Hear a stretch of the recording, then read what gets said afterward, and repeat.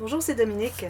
Aujourd'hui, j'aimerais vous démontrer la technique pour fabriquer un folio. Alors, j'ai ici une page, vous savez, les pages avec toutes ces enveloppes. Alors, on a toujours l'enveloppe à l'intérieur ici, photo ici, enveloppe, etc. Et le rabat de cette enveloppe, la dernière, va être collé ici. Et moi, ce que je voudrais faire, j'avais déjà fait dans l'album, le super album vintage, j'avais fait des rabats comme ceci, et qui avait un aimant, et puis qui avait toutes les rainures de pliage comme un folio, un peu comme le folio Tim Holtz que vous avez vu dernièrement. Alors, j'aimerais vous montrer comment la fabriquer. Alors, premièrement, on doit savoir par rapport à la hauteur de notre système de pochette, à savoir si on doit couvrir le fond avant ou ce qu'on peut faire, c'est couvrir après avoir fait les rabats. Mais bon, je vois que la longueur, moi, pour mon enveloppe est tout juste correcte. Alors, j'ai pas vraiment à mater ici. Peut-être que je le ferai avec des petites bandes ou je verrai. Bon. Alors là, ce que ça vous prend un papier qui est de la bonne hauteur. Alors, tout juste un petit peu moins. Alors là, vous allez aller avec la largeur de votre bande centrale de papier que vous avez mis. Alors, on calcule la largeur exacte. Parce qu'on voudrait vraiment que tout soit la même largeur ou hauteur. Alors, je vais couper. Alors, probablement qu'avec une feuille de ce format, 28 par 21,5, je crois que ça va être suffisant pour faire les deux côtés. Alors là, ce qu'on fait, on va calculer. Alors, on veut que les deux rabats se ferment, mais pas jusqu'au bord. Alors, moi, je le ferai fermer jusqu'ici. Et l'autre va aller, celui qui va être ce côté-ci, va aller jusqu'ici environ. Et lui qui est à gauche, je voudrais le rendre environ jusque-là.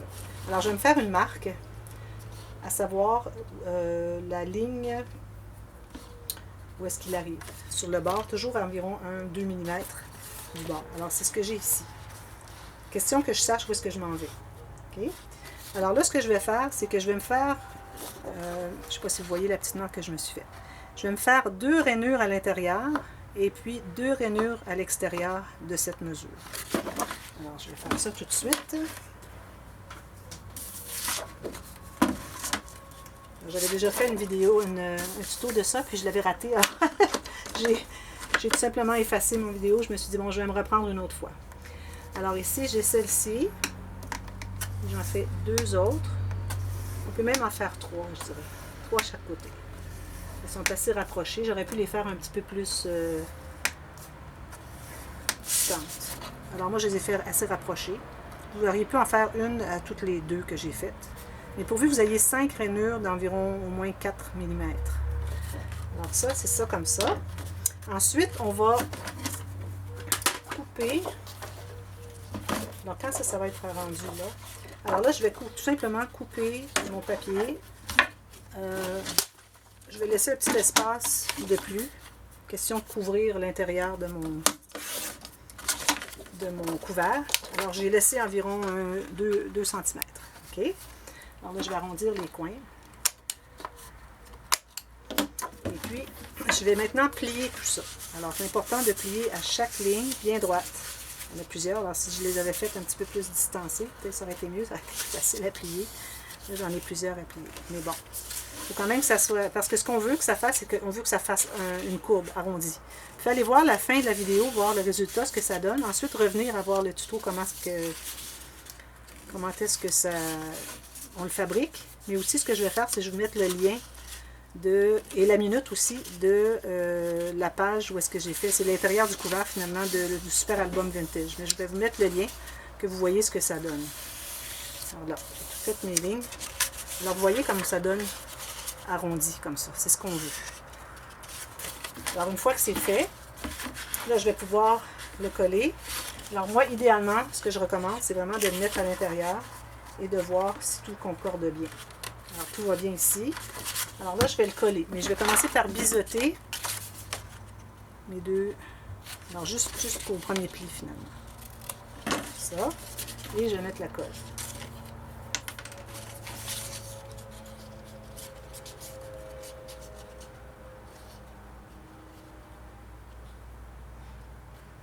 On ne veut pas dépasser sur les plis. C'est tout juste sur le la portion où est-ce qu'il n'y a plus de plis. Okay? Et je vais le coller tout simplement.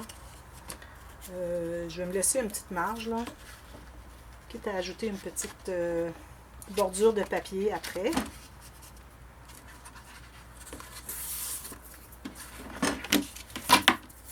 Pourvu que là où est-ce qu'on a collé, que notre petite interaction entre à l'intérieur. Ça peut être pour n'importe quelle interaction que vous faites qui est assez épaisse. Hein?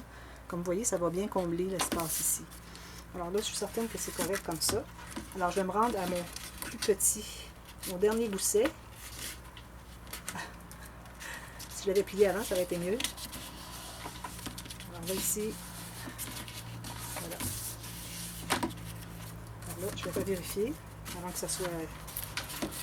Vous voyez, j'ai tout ça encore d'espace. Ça va très bien comme ça. Je le colle. Alors ça prend vraiment du carton épais pour faire ça. On ne peut pas aller avec du moins que 225 grammages. Ensuite, je vais faire la même chose pour l'autre. Et je crois bien avoir suffisamment ici d'espace pour qu'ils se croisent. Il faut qu'ils se croisent au moins, je dirais, 2-3 cm. Parce qu'on va utiliser des aimants, des gros aimants comme ceci. Alors, je vais faire la même chose. Alors, je m'assure que je suis bien à la bonne largeur. Oui, ça va bien. Je vais refaire encore mes lignes. Alors là, si vous avez décidé d'aller à 3 mm, 4 mm entre chaque, vous devrez faire la même chose encore. Alors, je vais commencer par me laisser un bon centimètre pour pouvoir coller. Ensuite, je vais faire mes lignes de pliure. Alors, je pourrais en faire une de moins si je prévois mettre, bon, avec le papier à l'intérieur, ici, peut-être mettre une pochette. Alors, ici, on aurait besoin de plus parce qu'il va englober la pochette inclue, tandis que celui qui est ici, vu qu'il y a une pochette ici, alors il n'y a pas besoin de l'épaisseur d'ici, il va être dessous. Alors, au lieu de faire 7 lignes, je vais en faire 6. Si jamais vous faites des lignes à tous les 4 mm, peut-être juste une de moins. Alors, 1, 2, 3, 4, 5, 6. J'aurais pu en faire 5, ça aurait fait bien aussi. Alors, encore là, je vais biseauter la dernière section où est-ce qu'il n'y a pas de ligne. Et je vais arrondir mes coins tout de suite. Alors là, je vais les plier. Alors, j'ai 1, 2, 3, 4. Je pense que j'ai autant de lignes. J'ai 1, 2, 3, 4, 5, 6, 7. 1, 2, 3, 4. J'en ai fait plus. Alors, je vais plier. Le premier va être ici. J'enlève une ligne. Alors, la dernière, celle que j'ai faite de trop, va faire partie de la portion que je vais coller sur, dans l'intérieur du couvert avant. Toujours. Bon, moi, ici, je travaille avec le couvert avant, mais si vous pouvez faire ça sur le couvert arrière, faites ça comme vous voulez. Idéalement, c'est une interaction qu'on fait dans un couvert.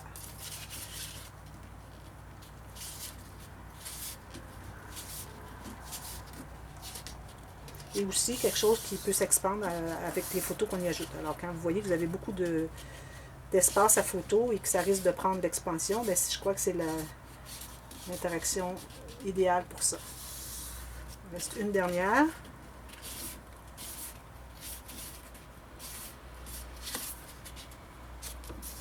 Comme ceci. Voilà. Alors, qu'est-ce qu'il me reste à faire maintenant? Encore là, je dois mesurer où est-ce que mon interaction arrive. Et puis, il faut que je me contienne à l'intérieur, mais pas être trop loin non plus. Alors, moi, j'ai jusqu'ici, là. Parce que ça, c'est le pli de mon couvert, comme vous voyez. Alors, j'aurai jusqu'au début du pli, avant le pli du couvert. Il faut toujours se rendre à, je dirais, 1 mm de distance avec le pli du couvert pour être certain que quand on le plie, que ça ne va pas encombrer. Alors là, moi, je le ferai. Alors, je vois ici comme ceci. Vous voyez que ça contient très bien le tout. Alors, je pense que ce que je vais faire, c'est que je vais le mettre tout juste ici. Il faut vraiment le mettre jusqu'au dernier pli, comme ça, et voir où est-ce que c'est qu'on peut aller jusqu'au dernier pli, comme ça. Alors, j'ai beaucoup de marge de manœuvre, alors je vais tout simplement le coller là où j'ai l'intention, parce que c'est pas, je suis pas serrée dans l'espace. OK. Alors là, ce que je vais faire mieux que tout à l'heure, je vais me rendre à mon dernier pli, et puis ça va être plus facile à installer. Je vais me rendre ici tout juste. Si j'aurais pas besoin de couvrir tout ça. Alors j'essaie de centrer. Ceci. ici et je m'assure que ça soit bien droit ici avec ça. Alors, vous voyez, on a notre folio. Vous voyez, ça bouge comme ceci et ça bouge comme ceci. Tout simplement. Et là, quand je vais arriver pour coller mon enveloppe ici au fond, juste sur le bord, je vais faire ça comme ci. Je vais finir tout ça avec du papier. Et puis, je vais poser mon aimant. Je pourrais même le poser tout de suite pour vous montrer comment faire. Alors, un moins, un plus. Alors ça, ce sont les gros aimants de Basic Grey. Vous pouvez les trouver sur Amazon ou peut-être même d'autres endroits en Europe, si vous êtes en Europe. Alors, on doit toujours installer notre aimant au moins un demi-millimètre du rebord pour que quand on arrive avec notre papier imprimé, qu'on puisse avoir une fine ligne de colle ici et vraiment tout bien fermé ici, pour pas qu'on voit l'aimant par le côté. Si on était trop proche, on ne serait pas capable de le coller. Alors, ça, c'est toujours comme ça. Alors là, je vais le placer pour qu'il y ait l'expansion. Alors, je vais faire comme ceci. Et je les mets bien droit, comme ceci, bien égal, comme ceci. Et je vais presser. Alors là, j'ai mon aimant. Oh, je vais presser un peu plus. Mon aimant est tellement fort que mon papier ne reste pas. Je vais enlever ça, bon.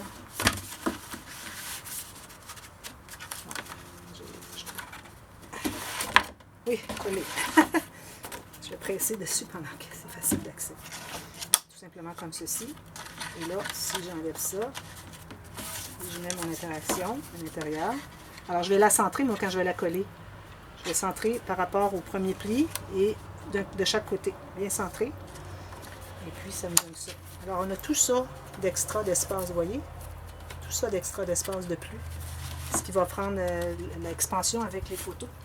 Juste pour vous donner une idée, je vais mettre des morceaux de carton pour vous montrer que si supposons qu'on ajouterait des photos. Alors, je vais en mettre un ici. Je vais en mettre un autre derrière ici. Puis un autre ici. Alors, il n'y aura jamais autant de photos que ça, c'est certain. Vous voyez, tout entre bien à l'intérieur, malgré les 3 épaisseurs de carton de 1,5 mm que j'ai mis. Alors, ça veut dire que c'est ce qui va aider, c'est vraiment les goussets ici qui sont les plis de folio qui sont ici. Ce qui fait qu'on peut aller chercher de l'expansion. Et puis, s'il n'y a pas tant de photos, alors si j'enlève tout ça, j'en laisse juste une peut-être, parce qu'il n'y a pas tant de photos ici, là, mais quand même. Alors, ça ferme très bien, on a de l'espace et tout se ferme bien. La dernière fois, ce que j'avais fait comme erreur, c'est que j'avais mis le dernier pli était trop loin. Alors, c'est comme si mon dernier pli avait été ici. Et puis, quand ça voulait s'expandre, ça ne voulait pas plier. Alors, ça ne se tenait pas. Ça restait raide. Puis, j'ai dû enlever l'aimant puis mettre un ruban. Alors là, ici, ça fonctionne très bien. Alors, ça, c'est l'interaction avec les... Ça, c'est défait. L'interaction de folio avec le système d'enveloppe. Si jamais vous cherchez cette interaction, ce sera son nom. Alors, merci d'avoir regardé. Et si vous n'êtes pas abonné, n'oubliez pas de cliquer sur ce petit « Je m'abonne ». Question d'être parmi nous et voir tous les tutos. Et la petite clochette vous avisera si vous cliquez dessus. Ça, vous allez être avisé s'il y a des nouvelles vidéos que je fais dans ma chaîne, sur ma chaîne. Et puis partagez parce que c'est une technique qui est vraiment spéciale. Je ne l'ai jamais vue faite nulle part. C'est une technique que j'ai totalement créée. Alors, si vous voulez partager avec vos amis pour qu'ils la voient eux aussi, bien, ça serait bien gentil pour moi, pour aider ma chaîne, puis aussi pour tout le monde, pour en profiter. Alors, merci beaucoup et à bientôt. Bye bye.